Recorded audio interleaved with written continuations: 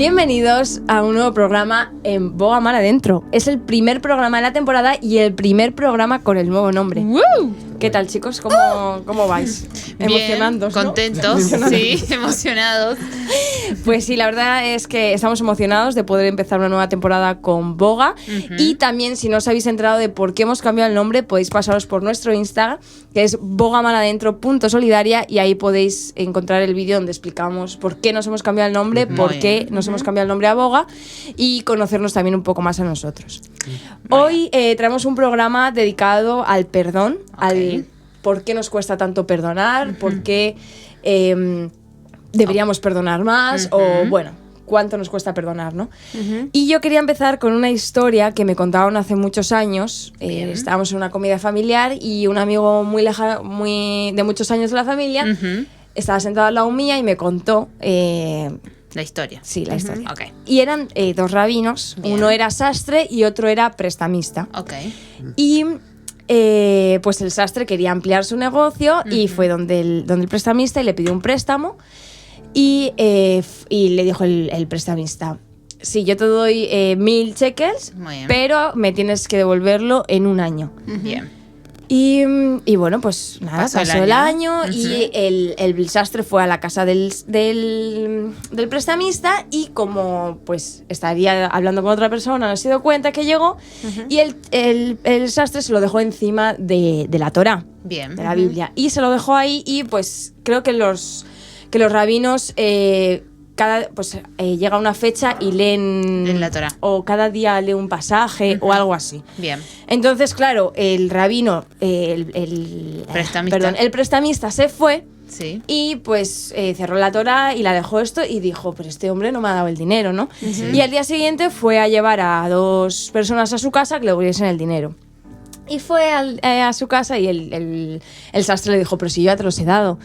Y le dijo: no, si yo se lo dejé allí en su casa. Y claro, el prestamista le tomó como mentiroso, sí, y se empezó a correr el rumor por el pueblo de que era mentiroso. Me suena. Sí. Me está sonando. Y todo el pueblo como que... pues ya cuando... cogió esa fama... Claro, cogió esa fama de ladrón o de mentiroso.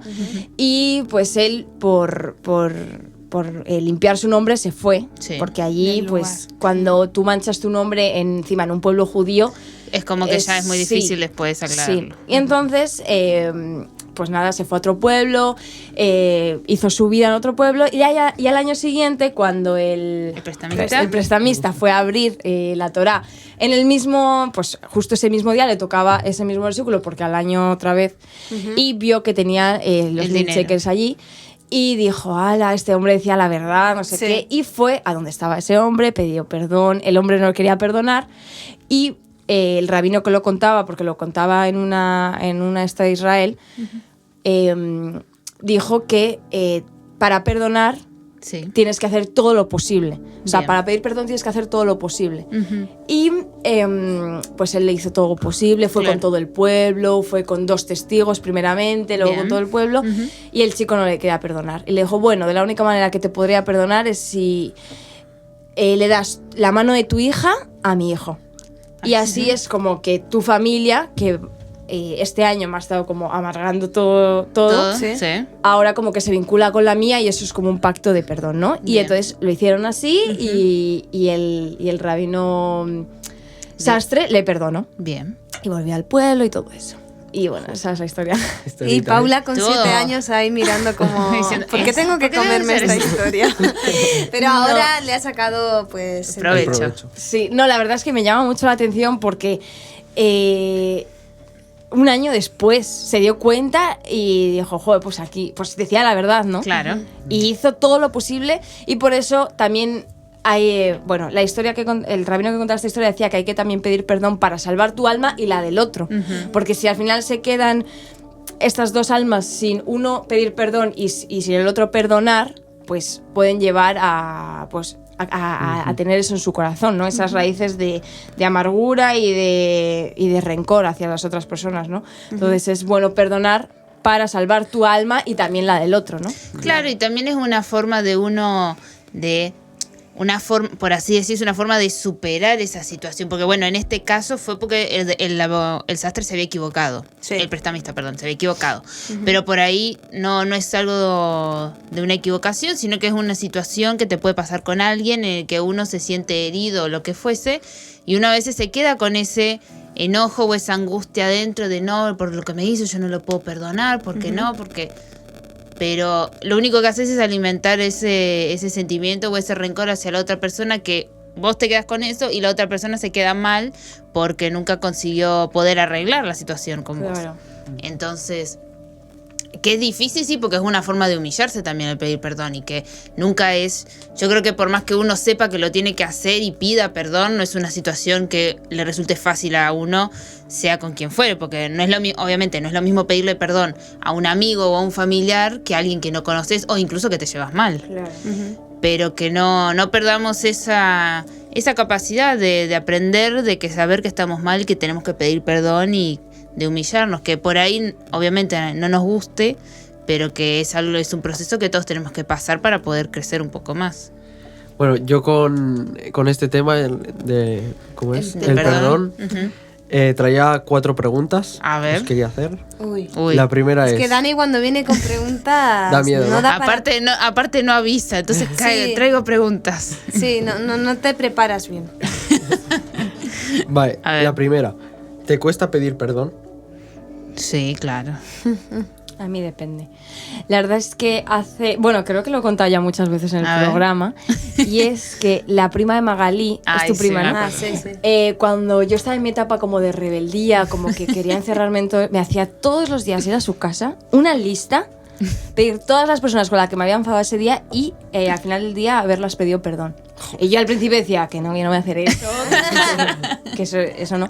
Y al final ese ejercicio con el tiempo me ha ayudado mucho a tener esa costumbre de pedir perdón y que no me cueste tanto, porque antes yo tenía un orgullo que no me dejaba pedir perdón. Joder. Pero nunca.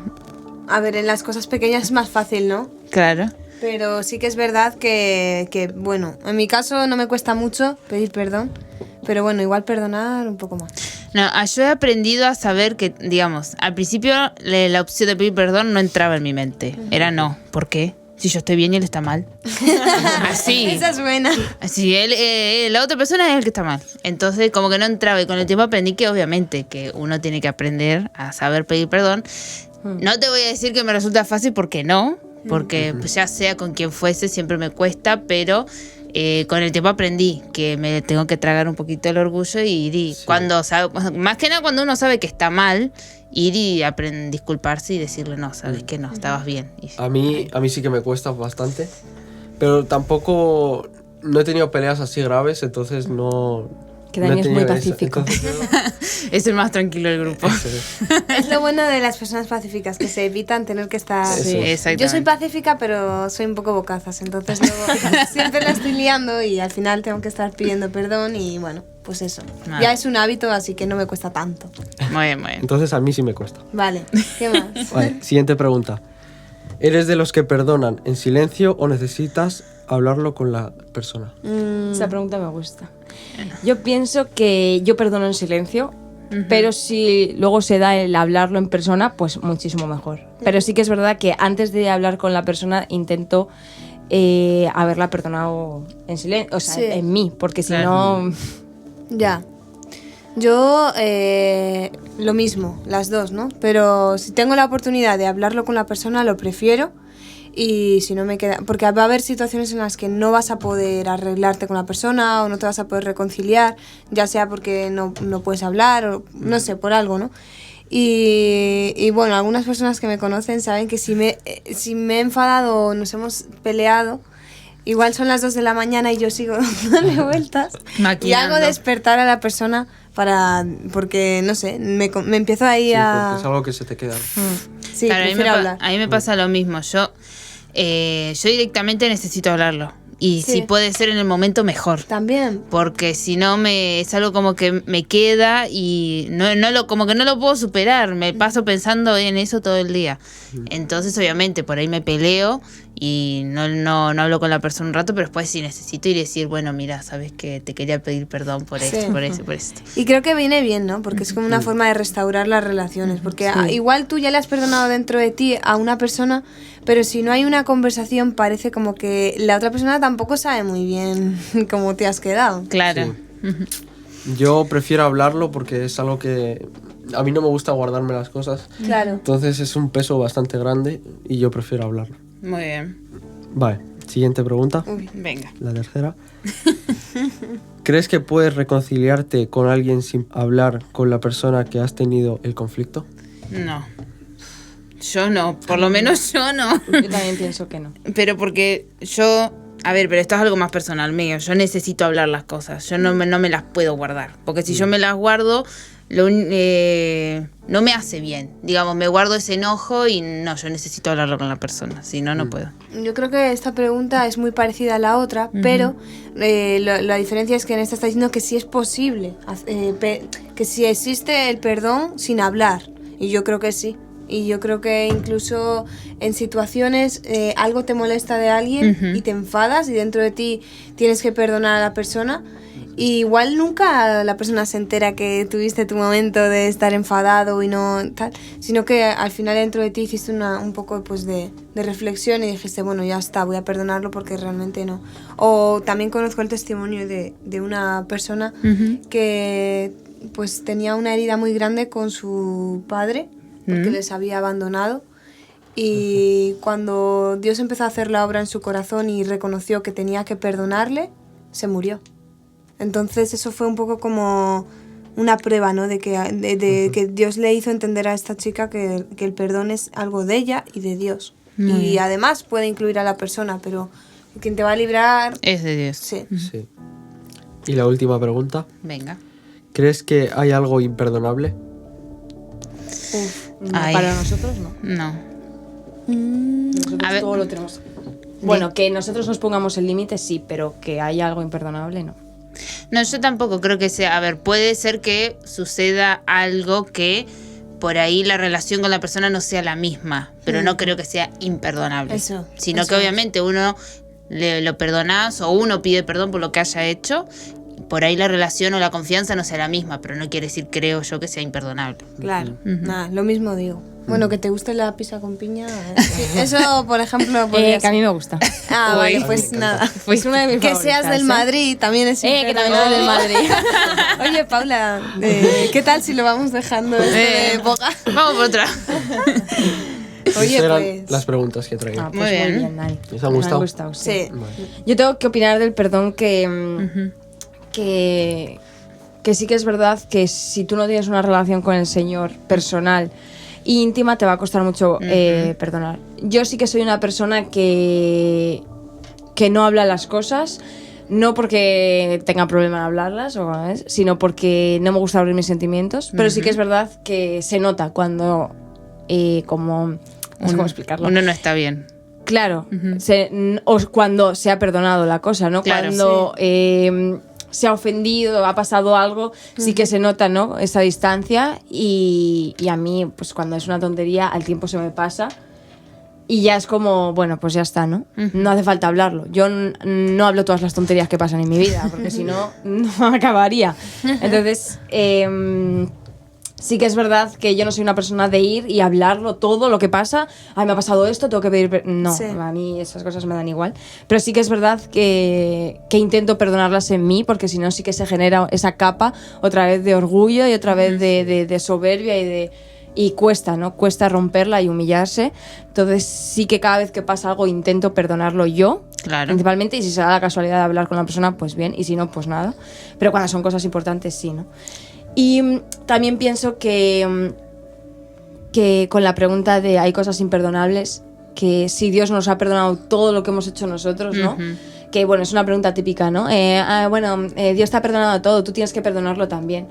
Y sí que es verdad que es así, ¿no? Pero cuesta, ¿no? Cuesta a lo mejor perdonar una infidelidad, a lo mejor cuesta perdonar que tu padre te abandone, a lo mejor cuesta perdonar, yo qué sé, innumerables cosas, ¿no? Pero sí que es verdad que con el amor de Dios puedes perdonar, ¿no? Claro. Y yo justo quería enlazarlo con una cosa que me ha mandado Daniela esta mañana, que dice: solo aquellos que han asumido el sufrimiento y el sacrificio piadosamente son capaces de perdonar. Por eso es que Jesús está sentado en el trono y es rey, porque se humilló hasta lo sumo y con ello nos liberó de toda condenación. Ahora podemos ser transformados por su amor. ¿De qué tal si tu perdón redime a otro? ¿Qué tal si al perdonar a alguien esa persona cae a los pies de Cristo y obtiene salvación? ¿Qué tal si al perdonar tú asume el dolor para que otra persona pueda tener una vida nueva, ¿no? Y me llama mucho la atención eso, ¿no? Tú que has sido perdonado por Cristo y perdonas a lo mejor a tu padre que te ha abandonado, sí. ¿Qué tal si perdonándolo él cae a los pies de Cristo y es un alma rescatada para Cristo, ¿no?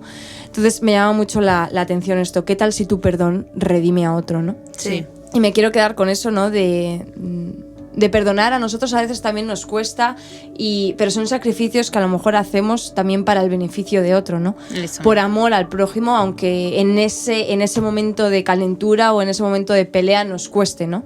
Pero hay que pensar que ahora no somos nosotros, es Cristo en nosotros, y qué haría Cristo en esa situación. Exacto. ¿no? Amén. Todos los que estamos aquí al final hemos vivido situaciones, ¿no? O vivencias en nuestra vida que al final nos han herido, nos han hecho daño, lo que sea, y todos hemos tenido que experimentar pues el perdón, ya sea perdonando o pidiendo perdón, ¿no? Sí. Y creo que es la base de todo, el perdón, porque, bueno, Claro. el amor, ¿no? Pero realmente si tú no perdonas no puedes avanzar, si tienes esas heridas tú no puedes ayudar, no puedes amar, no puedes hacer absolutamente nada si tú no has sentido el perdón de Dios en tu vida, ¿no? Y creo que también es imposible perdonar a los demás si no has sentido como Dios te ha perdonado a ti, porque ¿qué somos nosotros para Dios más que pecadores? O sea, para Dios somos mucho, ¿no? Pero realmente nuestra condición humana nos hace ver que si no fuera porque Él nos ha perdonado, nosotros no tenemos ninguna oportunidad, ¿no?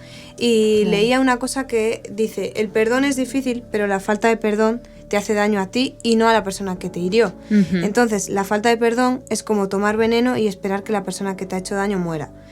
Es verdad que esto lo hemos oído muchas veces, ¿no? Pero el perdón, aunque sea por egoísmo, no, aunque sea porque esto te libera a ti, Claro. hazlo, ¿no? Aunque no ames muchísimo a esa persona, pero hazlo para estar bien tú con Dios, para sentir esa paz, ¿no?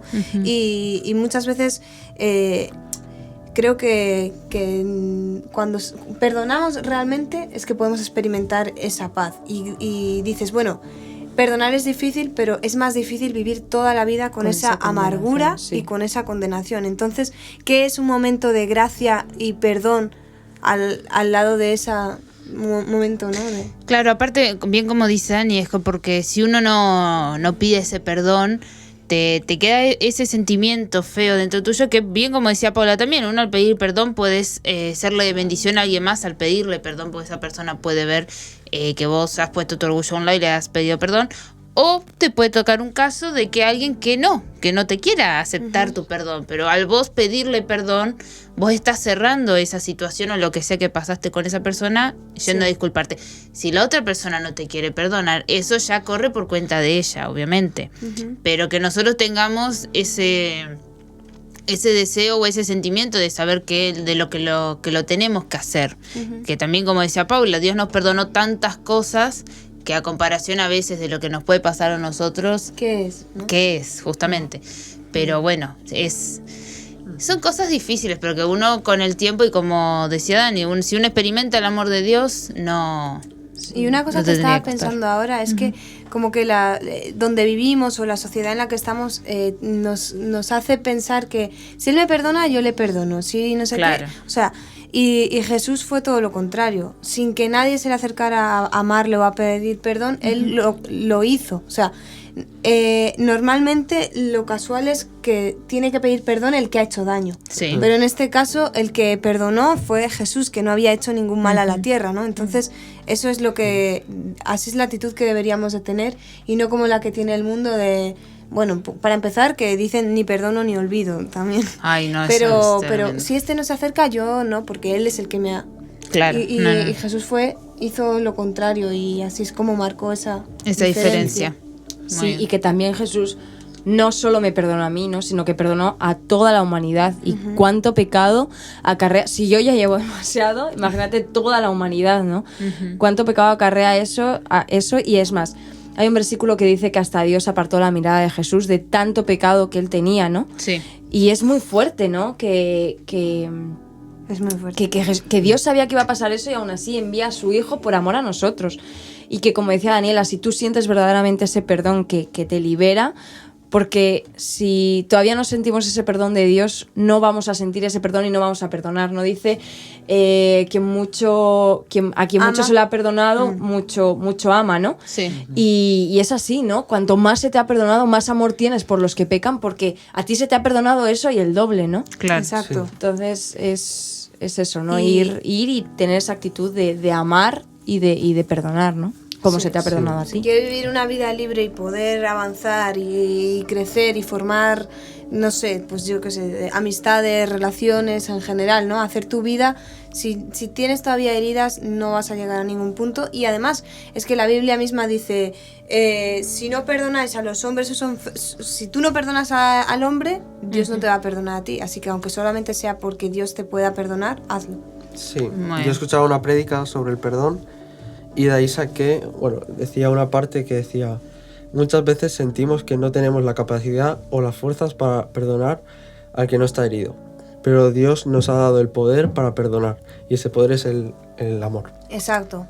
Ese sacaba de una prédica. Luego en esa misma prédica también decía: el perdón es reconocer. Sí. También sacaba. Y Darte cuenta también, ¿no? sí, Porque no puede... La gente que tiene esa falta de perdón también es porque tiene ese orgullo y no consigue ver... Claro. Y no ve más allá, se queda con eso. Sí. y eso es lo que traía de él. Creo que ha quedado un Muy poco bien, clarito. bien.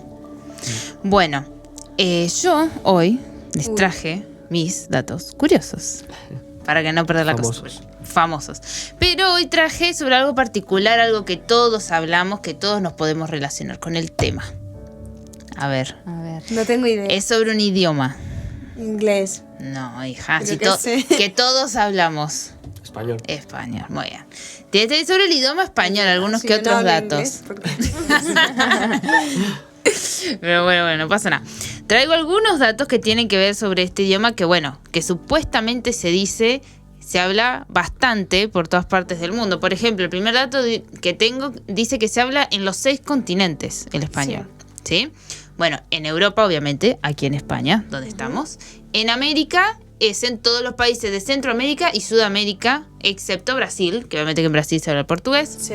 En África se habla en Ceuta y Melilla.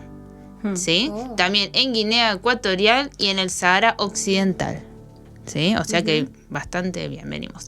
En Oceanía, en la isla de Pascua, en la Polinesia y en la Antártida. ¿Sí? Me encanta la La isla de Pascua. Antártida. Me encanta. ¿Conoces? No la he visto. Ah, no, pregunto, por ahí pudo haber ido. Ah, muy Pero en bien. español. Bueno, ahora, ¿de qué año creen que es el primer documento en español que se escribió? ¿De qué año? ¿De qué año? Hace muchísimo. Muchísimo. Chan. Seguro que hasta antes de Cristo. Bueno, acá no dice en el año 959, ¿sí? Y dice que el autor de este documento es un monje del convento San Justo y San Pastor en la Rosuela. Ahora, esto no se trata de un libro ni nada así guau en español, sino que nada más era la lista del supermercado. ¡Hala! ¿Sí? Que el hombre tenía que ir a hacer las compras que necesitaba para poder cocinar. Era la lista de víveres y la entrega de quesos del convento. ¿Vieron? Tampoco era que, el super libro en español. Claro. Pero bueno, por lo menos de a poquito va. Otro dato es que es el idioma más rápido de pronunciar. Dice que la rapidez del idioma se basa en la cantidad de sílabas que un hablante medio puede pronunciar por segundo. ¿Sí?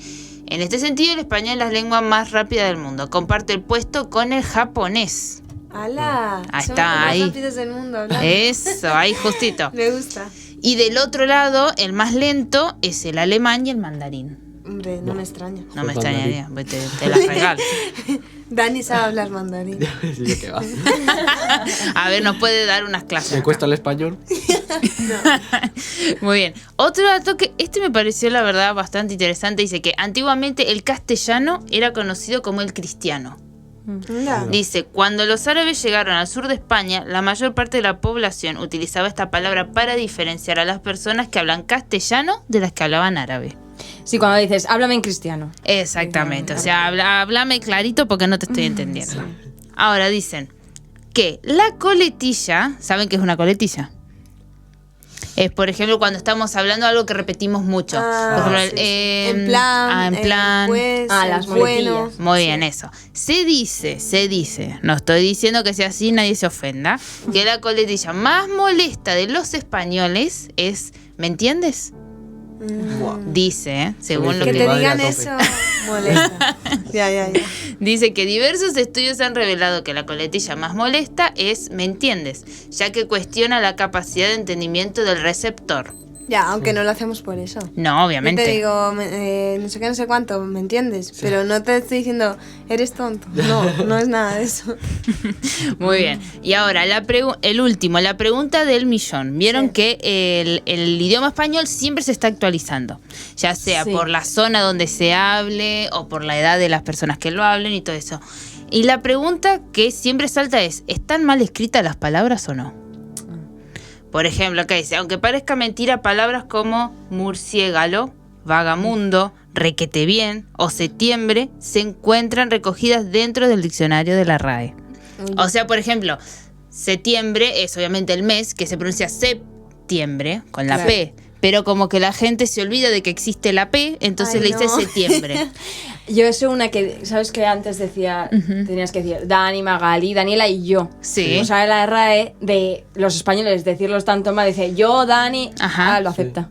Y antes estaba muy mal visto decir el burro por delante. Ay, sí, mi papá siempre Pues ahora dice eso. Está bien, la RAE lo acepta. Hay muchas cosas que la RAE ha ido aceptando porque yo creo que era tan no difícil. tiene solución los españoles. No. Pero Jolín. a mí el que más el murciélago te lo puedo llegar a aceptar, abuela, porque siempre de niño lo decíamos mal. Mi abuela decía, en vez de croquetas, ¿qué decía? Concretas. No, pero a mí el que me mata es el vagamundo. Vagamundo. ¿Cómo vagamundo?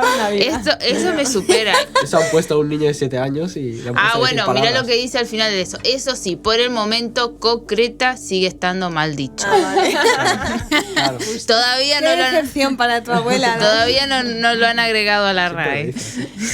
Así que bueno, estos son algunos datos que les traje hoy. Me pareció bastante interesante, más que nada porque yo no soy española y siempre estoy aprendiendo palabras nuevas de Por eso español. pensé que ibas a traer el inglés, porque eres profesora de inglés. No, pero por ahí en un momento lo pensé, pero yo dije, no, a ver si alguno no habla inglés, pobre, no va a entender nada. Así que dije, mejor traigamos el español más fácil. Bueno, el próximo día nos lo traes. Dale, la próxima les traigo. Bueno, pues hasta aquí el primer programa de Boga. Muy bien. Espero que os haya gustado y si tenéis ideas de nuevos temas, nuevas secciones y nuevos datos curiosos, muy bien, pues podéis escribirnos y también seguirnos en bogamaradentro.solidaria. Así que nada, también aprovecho a mandar un saludo a Astrid de Canarias, que siempre escribe. Así que un saludo, que te queremos un montón y nada, hasta el próximo programa. Adiós.